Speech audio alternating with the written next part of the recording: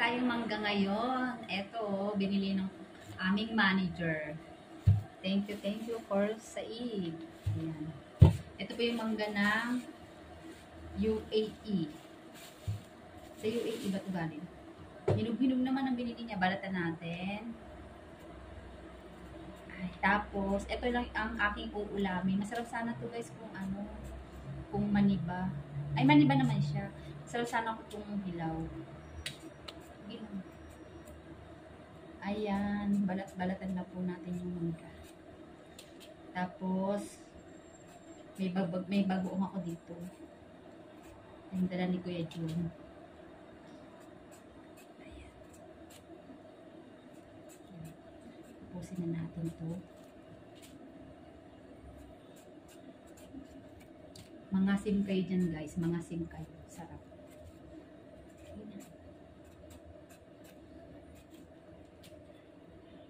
Guys, ito po yung ating alamang. Muna isama to. Ito na lang. Ulitin mo. Guys, kain tayo, kain tayo. Ito na po yung ating mangga na binalatan kanina. Uuwi ko lang tayo kumain ng ating hapunan. Let's eat. Ito po yung kaninang ulam namin ng tanghali. Mga Bengali food. Ayan. Dati hindi ako nakain ng Bengali food. Pero ngayon medyo masarap siya. Kaya nakakain ako. Hihintira namin kanina yung beef Bengali food. Siyempre, ito yung ating mangga. Ngayon, kainin natin with bagoong. Tapos, sabay natin ng kanin.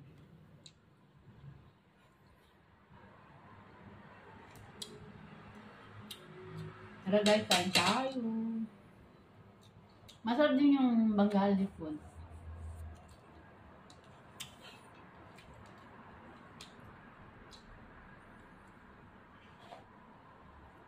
Ang sarap ng mangga niya.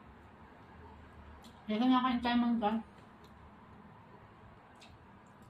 Yan. Kain tayo.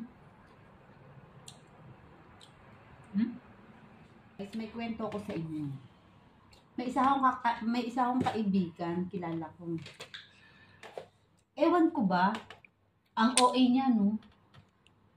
Ayaw niya kasi lagi ng maasim. Ayaw niya ng sinigang, na maasim. Pag ako nagsisinigang, ang gusto niya, hindi daw maasim. Meron ba sinigang na hindi maasim? Tapos, bibigyan mo siya ng mangga. Eto, hindi naman ito maasim, oh. Pagkagat niya ng gang, ganun po siya. Kung totoo siya, wala kang kaasim-asim. Sarap-sarap.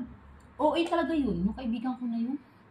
Laki-laki ng katawan, pero yung sa asim, reklamo. Pag magluluto naman ako ng sinigang, naku po. Kung pwede nga lang, huwag mo na pakainin yun at bigyan. Reklamador eh. Ano kasi, masarap kasi yung maasim, dalawang diba? Dalawang sachet ilalagay mo. Lalo na ko siguro kung sinigang sampalok na fresh. Ay, masarap yun. Pagkakain ka rin naman ka. Kung ganun na lang yung kasama ko kumain ng mangga, araw-araw may batok yun sa akin. Kaya kayo guys, kumain kayo ng maasim para gumanda ang katawan nyo. Okay, bye. Thank you for watching.